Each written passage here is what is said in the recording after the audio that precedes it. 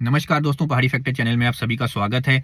मैं आशा करता हूं आप सभी सुखी होंगे, स्वस्थ होंगे। मैंने इससे पहले अभी एक वीडियो बनाई जिसमें मैंने आपको थोड़ी क्लैरिटी दी है कि नेक्स्ट वन और नेक्स्ट टू या एग्जिट वन एग्जिट टू क्या है, उसको किस तरीके से इस्तेमाल किया जा रहा है, उसका टाइम पीरियड क्या है, वो मैंने सब उसके अंदर कवर किया। कुछ एक सवाल जो मुझे मेरी पिछली वीडियो पे मिले जिसमें मैंने कहा था कि ये एक धांधली है, उस वीडियो के अंदर बहुत से स्टूडेंट्स ने मुझसे पूछा कि क्या हमें फ़ॉरेन से पढ़ना चाहिए, क्या हम फ़ॉरेन जाएँ पढ़ने के लिए या ना जाएँ। तो मैं एक जेनरिक वीडियो बना रहा हूँ कि किस तरीके से आप फ़ॉरेन जा सकते हैं, पहली बात। फिर फ़ॉरेन के अंदर आपको जाना चाहिए या नहीं जाना चाहिए पढ़ने के लिए, ये बात मैं इसके अंदर कवर करने वाला हूँ। और ये जेनरिक है, ये इसमें इंजीनियरिंग के स्टूडेंट्स भी इसको सुन सकते हैं, मेडिकल स्टूडेंट्स भी इसको सुन सकते हैं, और कोई और स्टूडेंट अगर फ़ॉरेन जाना चाह रहा है तो वो भी सुन सकता है। तो आइए शुरू करते हैं। देखिए, फॉरेन कंट्रीज के अंदर एजुकेशन सिस्टम सबसे पहले आपको समझना होगा कि बहुत ही प्रैक्टिकल एजुकेशन सिस्टम है और स्किल बेस्ड एजुकेशन सिस्टम है। यहाँ का एजुकेशन सिस्टम फॉरेन के एजुकेशन सिस्टम से बहुत अलग है।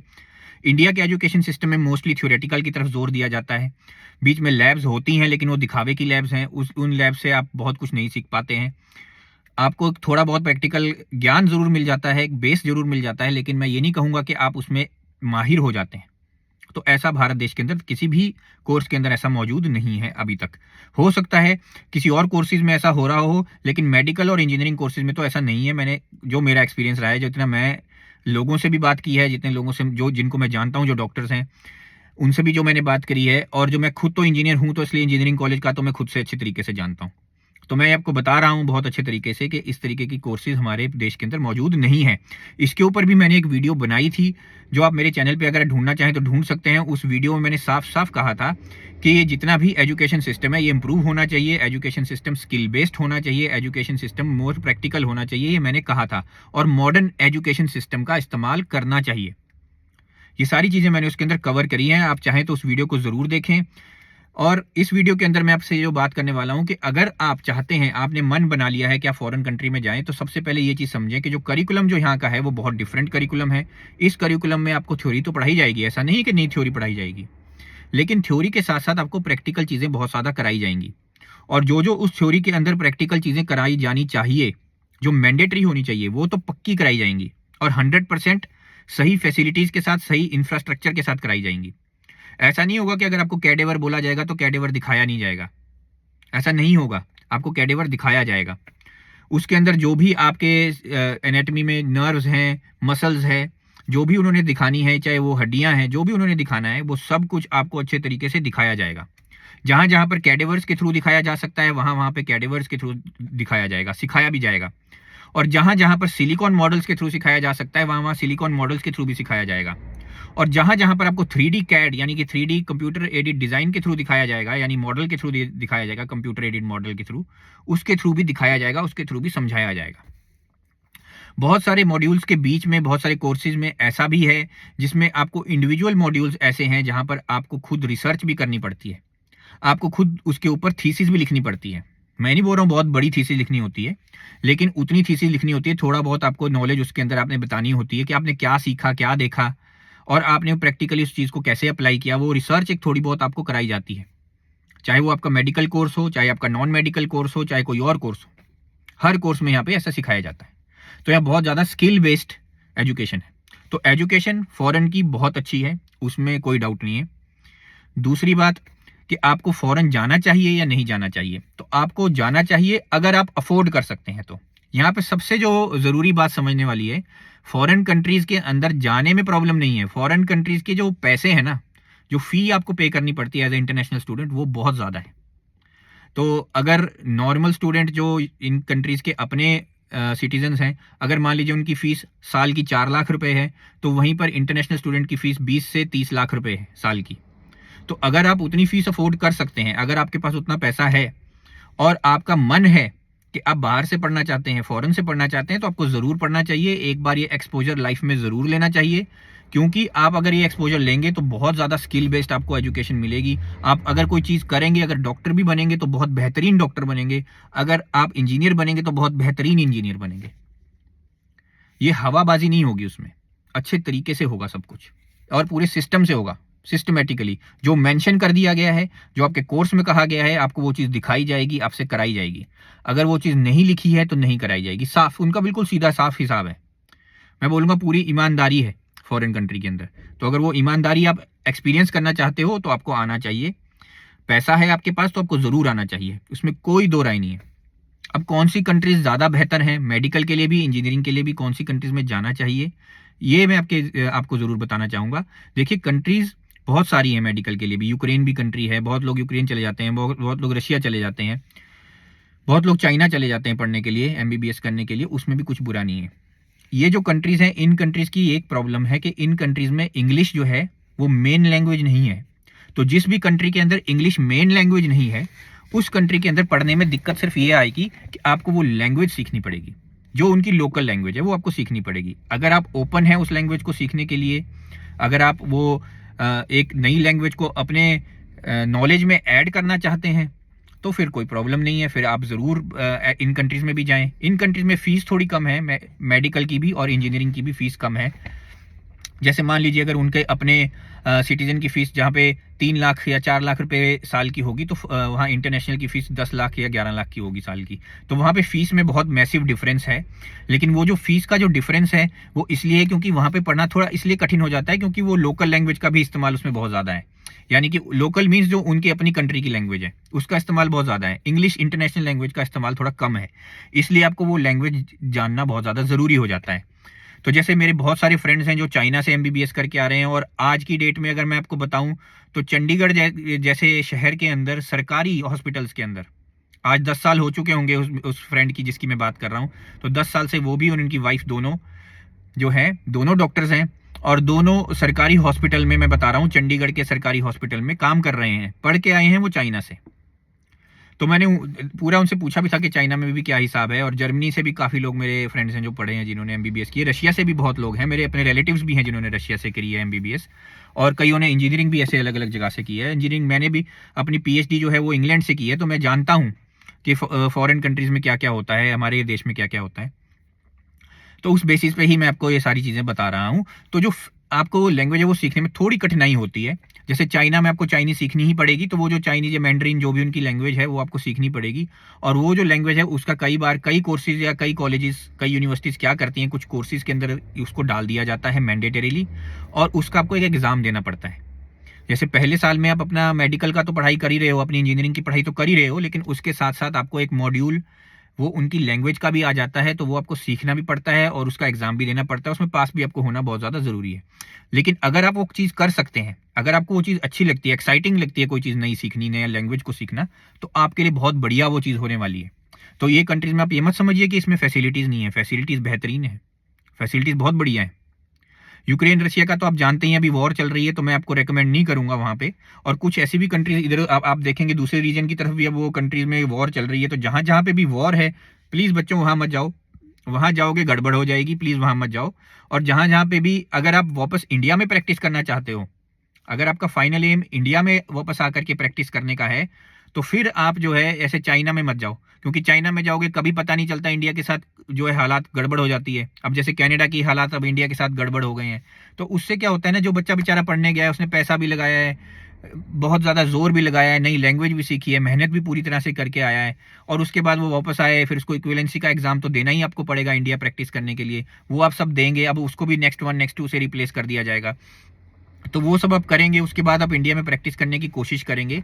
तो अगर आप इंडिया में प्रैक्टिस करने की कोशिश करें और फाइनली अगर कोई गवर्नमेंट ये कह दे कि भाई हमारा चाइना के साथ तो अब जो है अच्छा नहीं चल रही है, हम अच्छे टर्म्स पे नहीं है, कनाडा के साथ हम अच्छे टर्म्स पे नहीं है, तो आपकी जो एमबीबीएस है हम उसको इनवैलिड मानते हैं, तो वो आपको दिक्कत आ सकती है। इसलिए जहाँ पे भी थोड़ी ट्रिकी कंट्रीज हैं, जहाँ पे लड़ाई चल रही है, सबसे पहले वो आपकी सेफ्टी के लिए सही नहीं है। जिन जिन कंट्रीज के साथ इंडिया का झगड़ा है वो कंट्रीज आपके लिए सेफ नहीं है, तो ऐसी जगह पे मत आप एमबीबीएस कीजिए। लेकिन उसके अलावा बहुत कंट्रीज हैं जो आपको अच्छे एमबीबीएस करा सकती हैं।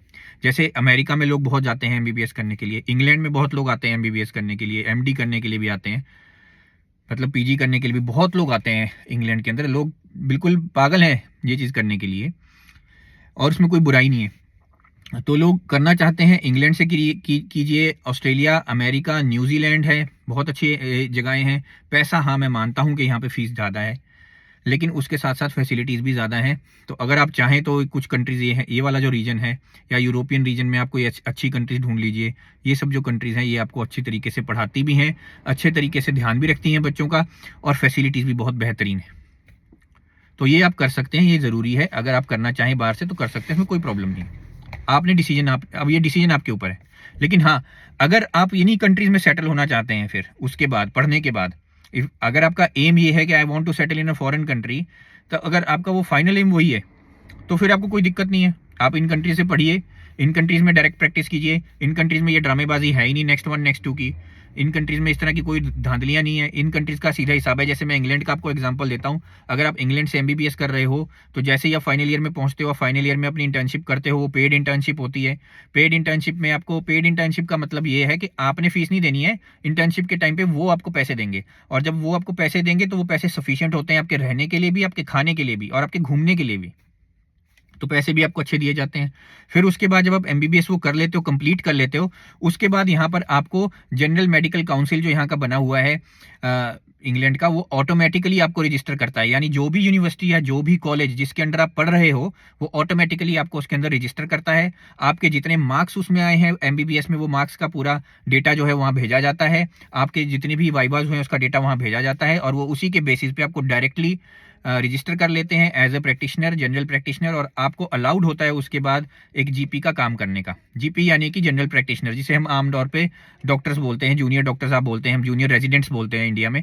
आप जो बोलना चाहें वो आपकी मर्जी है, जूनियर रेजिडेंट्स बोल दो या जनरल प्रैक्टिशनर बोल दो। फॉरेन कंट्रीज में इस तरीके से नाम चलता है, और वो अलाउड है करना, डायरेक्टली जॉब करना वो अलाउड है।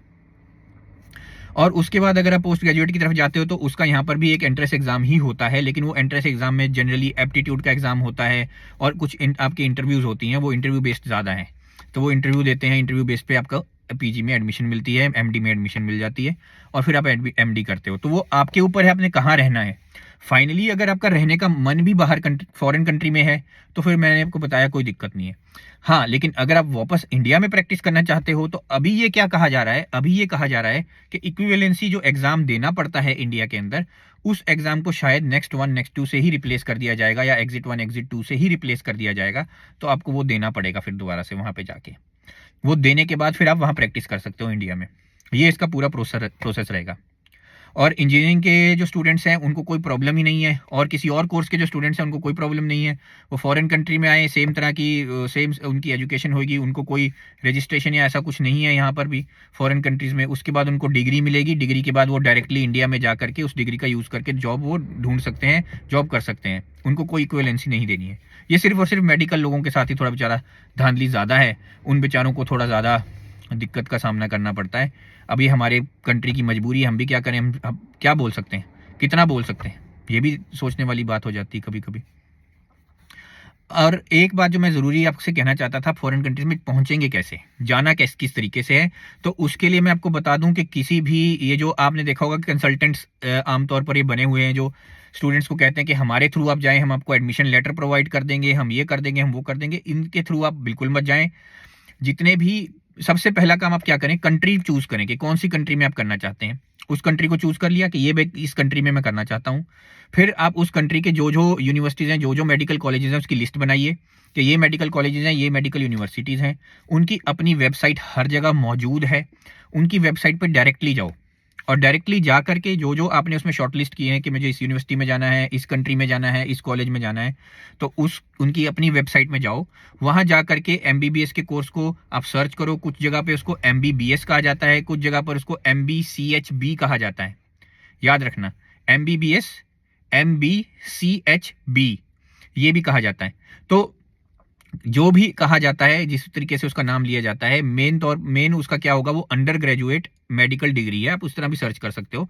सर्च करके उनकी वेबसाइट पे डायरेक्टली जाओ, वेबसाइट पे डायरेक्टली अप्लाई करो। जो चीज़ करनी है डायरेक्टली खुद करो। कई जगह पर आपको आईलेट्स देना पड़ सकता है, या कई जगह पर आपको अपने इंग्लिश को प्रूव करना पड़ सकता है, या मैथ्स को प्रूव करना पड़ सकता है, तो वो आपको करनी पड़ेगी। उसका अगर कोई अलग उन्होंने टेस्ट रखा होगा वो आपको देना पड़ेगा। वो इतना मुश्किल नहीं होता, बहुत सिंपल टेस्ट है। आईलेट्स भी बहुत सिंपल टेस्ट है। अगर आप सीबीएसई से पढ़े हो या आईसीएसई से पढ़े हो, तो आप बहुत आराम से उस टेस्ट को क्लियर कर लोगे, उसमें कोई दिक्कत आपको आने वाली नहीं है।